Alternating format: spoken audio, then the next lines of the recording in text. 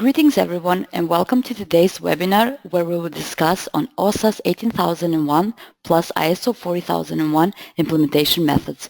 My name is Suzana Ayeti and I'm an account manager for HSSE and PCB's organizer for this session. As always, I'm delighted to have you all here with us. This webinar will be presented by Mr. Shahriyar Majlesein, PCB Certified Trainer and Executive Director, Operation Manager at SMEC Engineering Group. In this session, we will cover ISO 40001 and OHSAS 18001 history. We will compare clauses of these two standards. We will discuss about what steps should be implemented, and we will talk about risk assessment. During the presentation, feel free to write your questions and comments in the question box in the right-hand control panel, or you can use the raise hand function. We will then unmute you, and you will have a chance to ask the questions directly to Mr. Shahriyar. All of the other questions will be answered accordingly at the end of the presentation. Also, if you are aware of a topic that you would like to discuss and participants would benefit from, please feel free to write down your suggestions in the survey at the end of the webinar.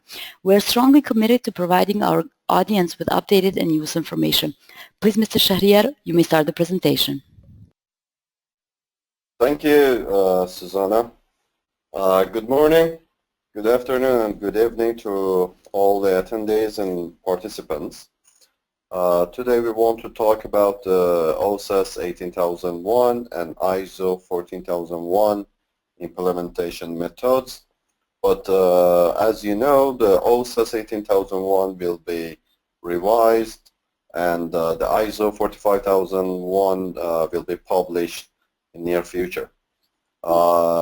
Just a small introduction about myself, that I am Shahriyar, the operating officer of the SMEC engineering group, and I am the API lead auditor of the Middle East, and also I'm working with the Jaguar and Land Cruise freelance auditor as well. You can have my information. If you have any question regarding this webinar, you can contact me by email, and it would be my pleasure to reply to you with complete information. Okay, today we want to talk about the HSSE management system implementation. As you know, mostly when we talk about HSSE, all the people think that just it should covering the health and safety. But as a matter of fact, HSSE is covering health, safety, and environment. Then if you have any background for the HSSE, mostly it's kind of the HSSE officer or supervisor or advisor in the company that sometimes also they combine it with the quality. Then we call it QHSE, quality, health, safety, and environment. Then we have two standards. One of them is ISO 14001 and another one is OHSAS 18001. 14001, that we call it EMS, Environmental Management System, and OHSAS, we call it OHSAS. When we combine these two together, we will call it HSSE. But there is some items that should be added as well in the HSSE management system that today we will see in rest of the files. Before we go to the details of the OHSAS 18001 and ISO 14001, the most important issue is that maybe 80% of these two standards are the same. Then when we are designing, when we are prepare the documents for the HSSE, we have to cover both of the standards.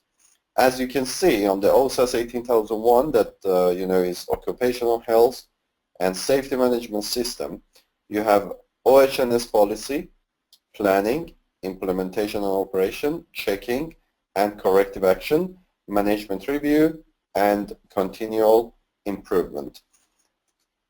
Also, when you see ISO 14001 model, it's kind of the same. Then you are seeing the environmental policy, planning, implementation operation, checking, management review, and continual improvement. Then now at the beginning, you can see how much these two standards is close together. Now, in this, the interactions between the EMS elements, that you can see that we have the legal and other requirements that also is the same for the OHSAS 18001. Then we have the determination of significant environmental aspects. This is in maybe next 10 slides we will reach. In the EMS system we have the environmental aspects, but in OHS, that OHSAS 18001, we have the hazard identification and risk assessment. Then these two also you can combine, and you can use one unique procedure for both of them. Environmental policy, objectives, targets, programs and plans, operation and control, emergency, preparedness and responses, monitoring and measurement, management review, then all of these items would be the same for both of them. Now, what is the OHSAS 18001? The OHSAS 18001 originally developed in early 1990s as a BS, British Standard, standard 8800. This standard revised on 1999 by BSI to be more compatible with the ISO 14001 framework for an effective OHS management system. 17 elements designed in parallel to ISO 14000 allows third-party certification and registration. For your information, on March, the ISO committee revised and reviewed the OHSAS 18001, and this year, maybe on June, July, or maybe later, then ISO 45000 will be published. Then the companies have 3 years to modify the system and get or converted the OHSAS 80001 to ISO 45000. And that is the issue. If you implement the ISO 9001 2008, you see how much how many articles was changed in new revision. The issue is with the OHSAS is not an international standard like ISO 9001 or ISO 14001, and no absolute requirements, very similar to the ISO 14001 that we will see in next slides. The role of the management in establishing and implementing an EMS, environmental management system, is develop and approve environmental policy as a statement of the commitment, provide resources, appoint management representative to ensure EMS is established, implemented, and maintained, and to report on performance of the EMS. This management representative is the last revision, but now in new revision 2015, we don't have that management representative. Then one of the management can handle those items. Provide support to management representative in the establishment phase to overcome barriers, and review the EMS to ensure that its continuing suitability and it's effective for the company. The environmental policy sets the direction for the way the organization plans to manage its environmental impacts. The same that we have in next slide also for the policy of the occupational health and safety, clearly states overall OHS objectives authorized by top management, appropriate to nature and scale of the OHS risk. Then when you see most of the items between the EMS and OHS are the same for the policy, then you can have one HSE policy that can cover the EMS and OHS. This policy also should be communicated to all employees, available to interested parties, reviewed periodically. say when it's telling that it should be available for interested parties, we have so many ways. One way is putting on the website, one way is sending by email, one way is putting on the notice board. These are the items that when you're designing and implementing the system, you should use one or maybe most of the ways to communicate with the interested parties and the employees. One of the policy commitment is improve health and safety performance, continual improvement, at least comply with the current applicable OHSAS legalization and other requirements.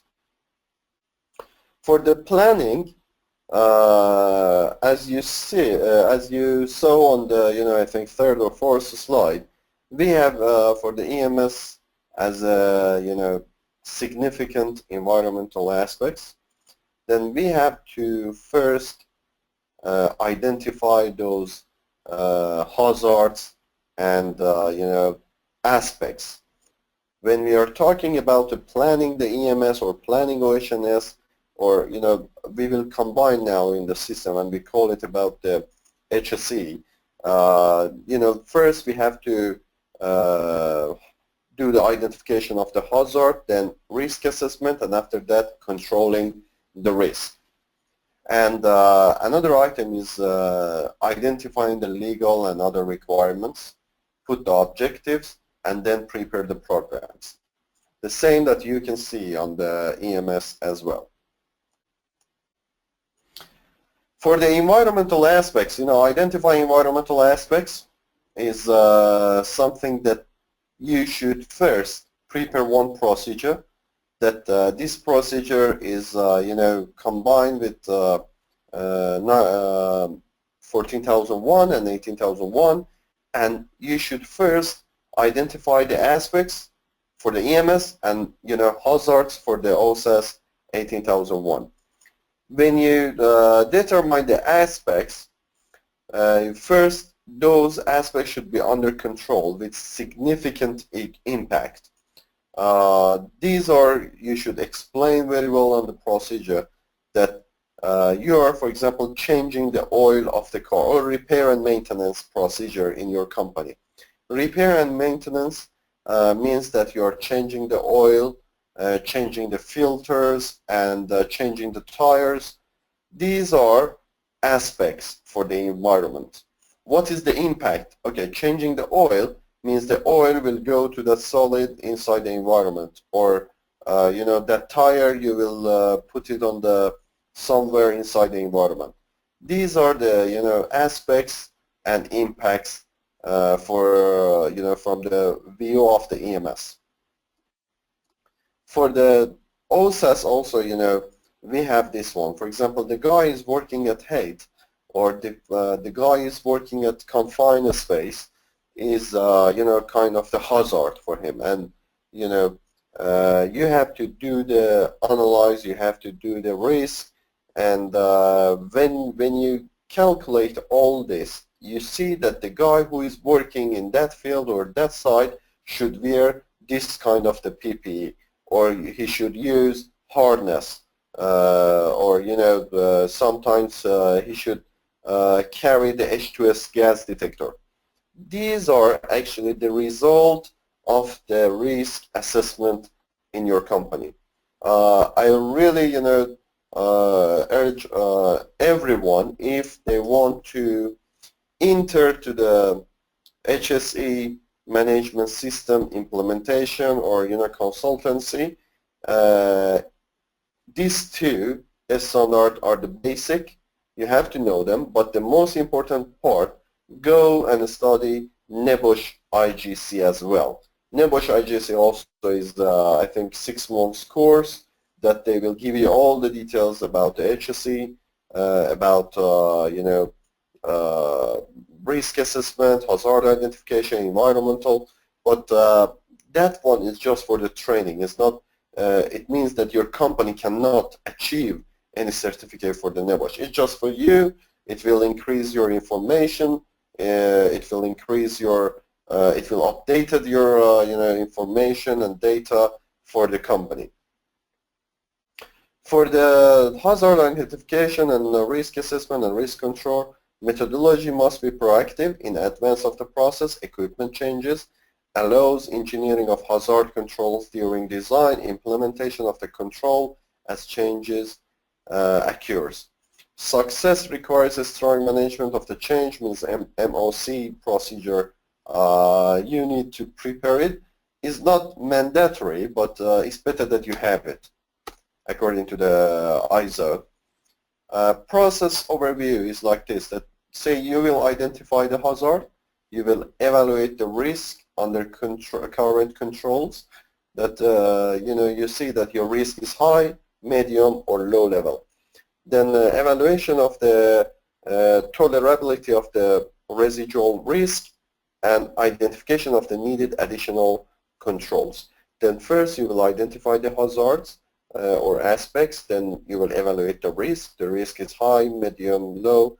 That, we have two options for this one. One of them is FMEA, FMEA techniques, and the normal way is RPN, that you can put, and you can add the likelihood and how many times it will happen, then multiply these items and you will calculate one number, put it in the table, and you see that the risk is high or medium or is low. The planning for the OHSAS is like this: legal and other requirements. Wherever you are working, if you are working in the US, if you are working in Europe, if you are working in Asia or the Middle East, you have to go to the some ministries, some local organization that is in charge for the safety of the employees, environment, and you have to go and ask them to give you the legal requirements. For example, I will give you some examples on this. If you're working, for example, in US or Europe, and you want to use one H2S, you have to go and ask them to give you the legal requirements or S standards, or some documents regarding this. Then you have an idea that in here or in this region how you should treat with that chemicals or with that information. In US we have the OSHA. In the Europe, we have for each country we have separate division, but mostly you will go to two departments. One of them is environmental ministry or organization, and another one is labor organization or ministry. You will go there, you will ask them to give you all the requirements. Second example is that, for example, we are bringing one gamma source or X-ray equipment. As you know, gamma source is kind of the dangerous material and dangerous goods. Then when I'm bringing the gamma source, I will see this from two sides. One of them, that the guys, my employees, they want to carry on the gamma source. Then this gamma source will actually treat their body. They means damage their body if they work in too much time with it. And another side is that when they're moving this gamma source, or when they're working in some places, the people, the normal people that doesn't know what is this, they are in effect of that source.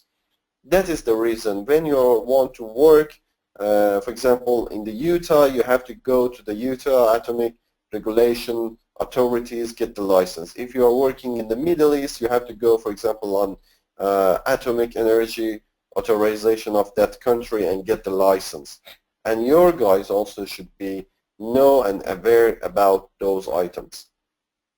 Another issue is result of the hazard risk analysis, result from previous investigation, internal organizational requirements, that each company, they have their own requirements as well. And accident and injury history, previous audit result, measurable objectives, that is kind of the output of the planning. and this will help for the management programs. As I told you, for the legal and other requirements, you have to identify environmental legal requirements or other environmental requirement. It means that your clients, your customer has some requirements that you should follow. The next title is Objective, Targets, and Programs. Objectives, overall goals consist with the environmental policy that the agency wants to achieve. When you put the policy, you should make the policy in the details and bring your objectives with the SMART technique. I'm sure that you know what's the meaning of the SMART, but again I will tell you, your objectives should have this 5 item that we call it SMART. Means S as a specify, M as a measurable, A means achievable, R means reliable, and T has a time binding. Then when you put the objectives, all this should be as the SMART meaning for the company. Targets details performance requirements to achieve the objectives, and environmental program action plan to achieve objectives and targets includes responsibility, means, and time frame. After that one, we will go to the implementation and operation. Resources and human resources that we need for implementing this job. And we need to train them, we need to prepare one training calendar, and as I told you in last slide, communication, how you want to communicate with the employees, with the related departments, with related country ministries, with related interested parties, and rest of the items. Then this communication, again I will explain the OHSAS as well, that we can have a lot of ways. One of the ways is that we put our policy inside the website, we send an email, or we print it in our catalog, we send it by a brochure or put it on a notice board. Control of the documents is the article that is the same for 3 standard, 9001, 14001, and OHSAS 18001. The control of the documents is the same for all these 3 standards. Operational control is the way that we are treated with that risk or hazards or that aspects. These are the items that we should manage, and we should talk about this one.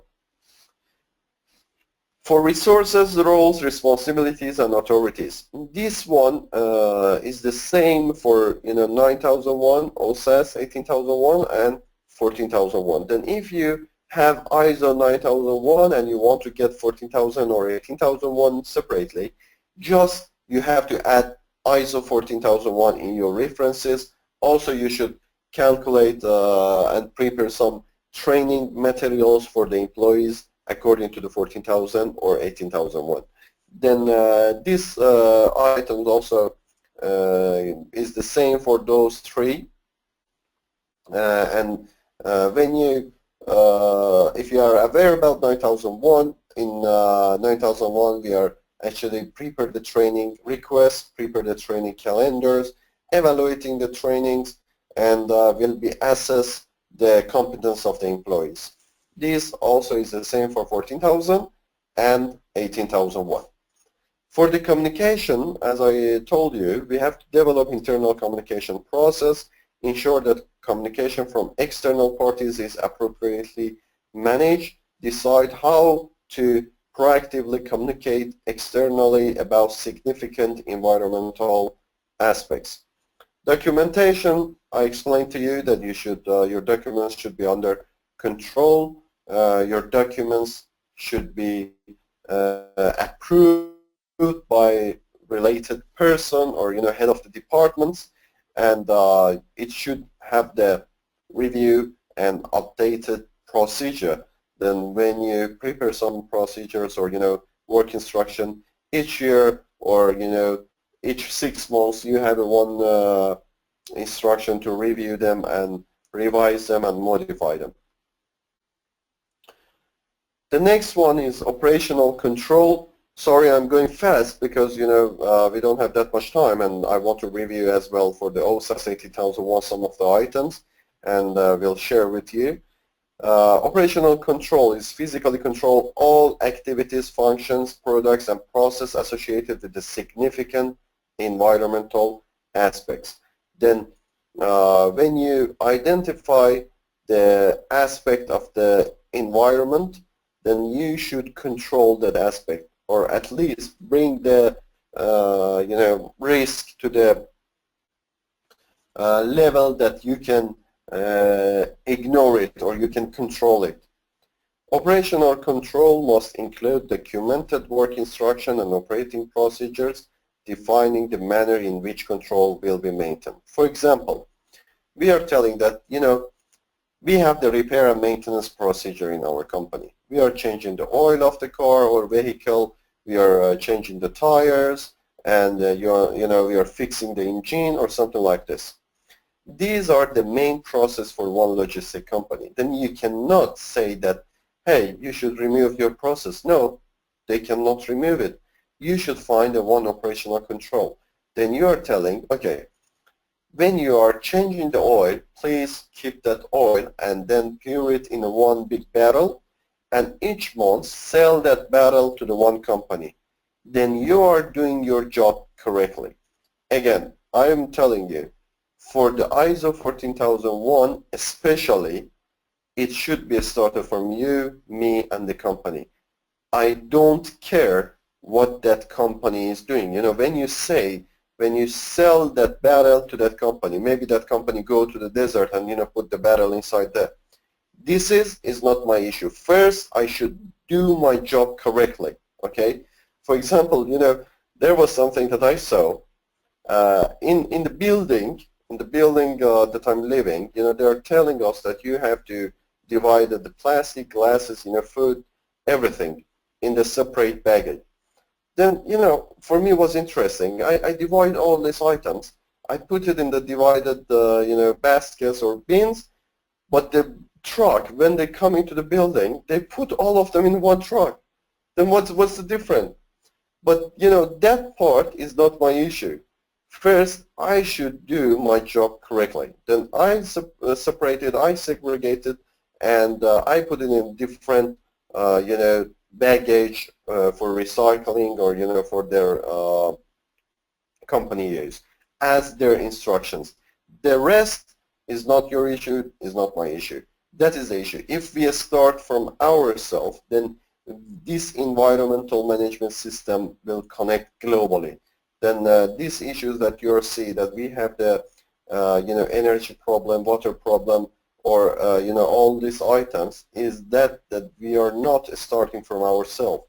One of the items that you can control for controlling the water, you can change the valves inside the WC or inside the kitchen. The guys, when it's not using, automatically it will be disconnected. Or for the lights as well, if you do not want to use those lights by clicking, you should put the automatic lights, or you can use the solars. Some people are telling, hey, these ideas that you're telling is expensive. I'm telling that's okay, but what you can do, you can put a one sticker near the lights and tell, please, when you're going out, just turn it off. Or in the mornings when you have a natural light, means from sun, just you can use that one and turn off all the lights in the company. These are some of the items that I told you for controlling the environmental aspects and impacts. The next item that we will reach is emergency preparedness and response. Okay, now I'm telling you, for example, you try to control that impact, that environmental impact. Now you didn't reach to that level.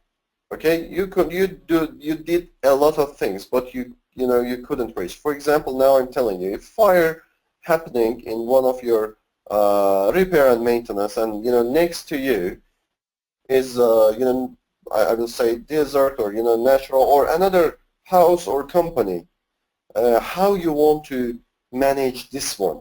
This is how we call it the emergency preparedness and response. Then you should prepare one procedure, and when you prepare it, you have to test it.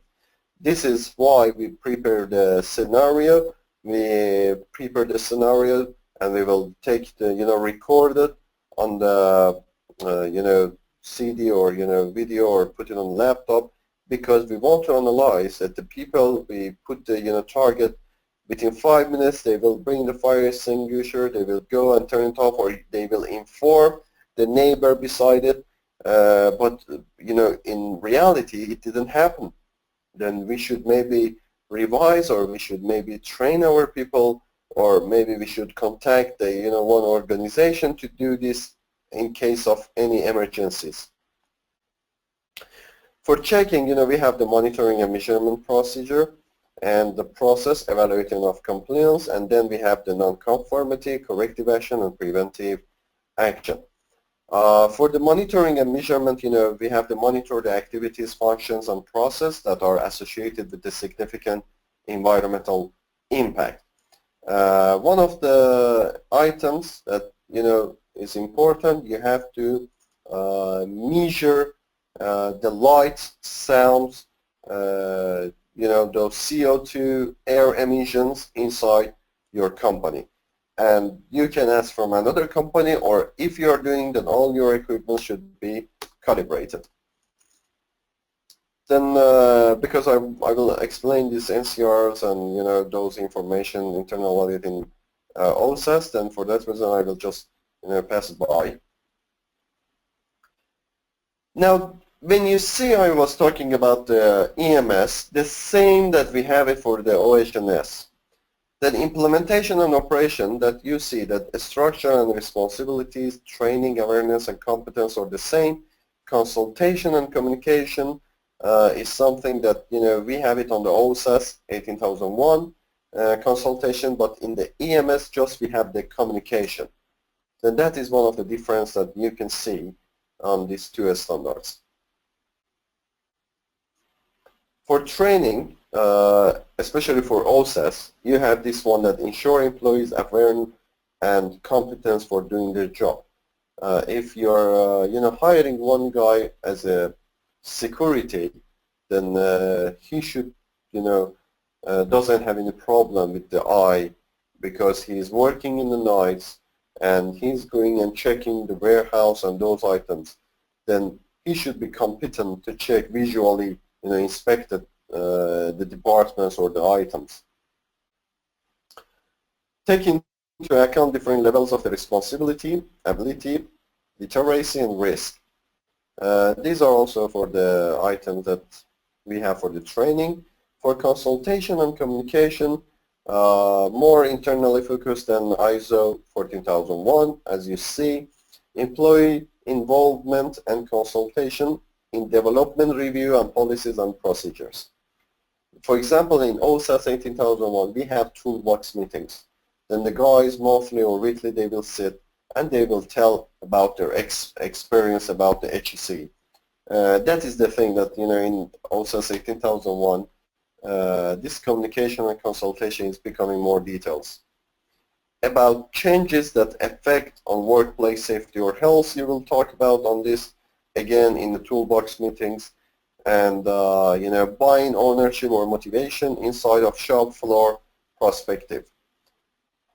Documents and data, documentation of the core elements, aid employees awareness, shows how to various system related, extremely valuable during certification process, and document and data control procedures that, I told you, is kind of the same for 9001, 14001, and 18001. Operational control that we talk about for the EMS is the same for the OHSAS 18001. Then when you do the hazard identification after the risk assessment, and then you will find about the operation control. This is one of the diagrams that you can see that you have the OHSAS policy, and then you will go to the operational policies, and then you have the operational procedures that it becoming more details. It's kind of the diagram that you can control your documents. I will give you one emergency and preparedness response for the OHSAS 18001. I will go back to my example about the gamma source. When inspection company or NDT company, non-destructive companies that doing the testing, they are bringing this gamma source. Now, you cannot tell the people this gamma source is dangerous, you cannot work. If they do not work, then they cannot make any money. What is the issue? Then you did the hazard identification. You have the gamma ray in the job, and the guys is approximately attracting, for example, 5 microsievert each month or each year, for example. Now the issue is this. First, you have to do the risk assessment, and risk assessment for sure is high. Now, what is your operational control? You're telling the people, for example, each month they should go to the blood test. We should check their white cells, and if they are okay, they can continue. Second, after each 3 months, for 1 month they have to go to vacation. Then they are far from the gamma ray. Then continuously they are not working. The third item is that you will tell them each day, please drink, for example, 1 liter milk. This is again one issue. But now you control it, okay? I had this experience of what happened around 5-6 years ago. One of our technicians was working with the gamma source, and they have opened the gamma source and they forget to close it. And if the gamma source, this hoses of the source, you keep it in your hand, for example, 15 minutes, that hand should be cut because it will kill all your cells. They called me that this is something happened. This is the emergency plan. I told them, put the gamma source, close it, put it inside the lid sheet and lid box, and put it back of the car, and take this guy, reach to the hospital and do these tests. Thanks God, nothing happened for that guy. But that was, the emergency plan. In this kind of cases, what you should do, to whom you should call, what is the action. And one of the experience that's happened, it was this. The guy, we have kind of the equipments that we call it dosimeter and servometer. He didn't use that dosimeter because when your gamma source is open, the dosimeter is alarming, and this dosimeter he didn't use. These things reached that that the guy terminated from the company because these kind of the risk items you cannot tolerate in the company. This is the human life, and when you train one guy, the guy should respect, and you should follow the instructions. That is the thing. In the case that also you have the operational control, again you have to put the emergency plan inside your company. For the check-in and corrective action, as you know, we are checking the performance of the procedures, process, and the most important thing is how many incident we had in 1 month or 1 year. Monitoring the achievement of the objectives. As I told you, we had some objectives. We should calculate, we should monitor that if we reach to them or not, and if we didn't reach, then we have to issue the NCR, and we have to put the corrective action. Maybe our objective is not corrected assigned for the company. We have this proactive monitoring compliance, routine basis, independent of any event, or non-routine. Also we have that we have to control also those items. For the accident, incident, and non-conformance, we have the handle, immediate action, notification, emergency response, record keeping to facilitate investigation. We have the investigation process that the team will sit with the guys, or the team will go and investigate. For example, in that case that I told you about the gamma sore, it shouldn't be happen because we investigate before that we need this dosimeter and surveymeter, and if the guys use that one, normally it shouldn't be happen. But again, we investigate. We told that we train the guy, we give the equipment, then the guy is not using. Then the only reason is that the guy is not working professionally and in good business practices. Then we have to cut the relation and terminate the guy because he's not following the HSSE rules. And we have this corrective and preventive action in the OHSAS 18001, but in ISO 45000 it's coming because we have the risk management. Then I think 90% it will be excluded from the new revision of the ISO 45000. For the records that all the records must be kept and traceable to the activities. Easily it should be achievable. It should not be damaged in some years.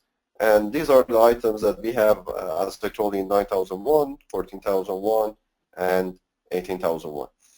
Regarding the audit should be independent, and you should not audit your department, and also another guy, for example from operation, he should not involve in that audit. The results should go to the top management. Audit program and audit schedule should be provided before the audit, and all the NCRs and reports should be given also to the related departments. Again, we have this one also for management review. For management review, we have some inputs that you can see: checking and corrective action, external factors, internal factors, and the output will become as a policy. I hope it would be okay, but we hadn't enough time to go all the details. Thank you for your listening. Susanna, I'm with you with questions. Thank you very much, Mrs. Shahriyar, for this presentation. We will go ahead now and answer some questions if possible, because we are also running out of time. So maybe we will not be able to answer all of them, but to others we will get them the answers via email. So the first question is, since the new ISO 45001 is coming out, do you think that there will be any difficulties combining it with ISO 40001? No, not actually, because now the ISO 9001 and ISO 14001 new revision, if you see both of them are using the same frame and same formats, then no, it's not a big deal. You can have it, and most of the items for the 45000 also is the same with OHSAS 18000, and some of the items also is coming from 14000 and 9001. Thank you. The next question is, according to your experience, what are the most common problems that a company may face during the implementation of these standards? Yeah. The most important part, I always saying to the people who are implementing 14001 and 18001, when you are implementing 9001, 80% of your job is documenting. Documentation, procedures, forms, formats, and 20% you will implement on reality. But 14000 and 18001, mostly 80% is implementation, not documents. You have to go to the site, you have to go to the office, see, check, for example, AC, the lights, the cables, if there is any hazard inside the kitchen, for example, hot oil, or they are keeping the products in not good organized shape, that is the reason, the companies, they expecting the same from 9001, but it's not the same, and you have to put the separate guy inside the company. That guy is responsible for the HSE. Thank you. The next question is actually related to the previous one. It says, do you need a consultant when trying to implement these standards? I'm telling yes, for sure. At the first, you need this consultant for implementing this one, because I'm always saying, when the baby, when he wants to walk, you should help. But when become bigger, the first year you need a consultant, but second year you don't need. The third year, the company will be very professional, and that is the reason. I think it's better for the first year have the consultants beside the company. Thank you. How often should the auditing process be done? Normally we are saying twice per year to have a good feedback.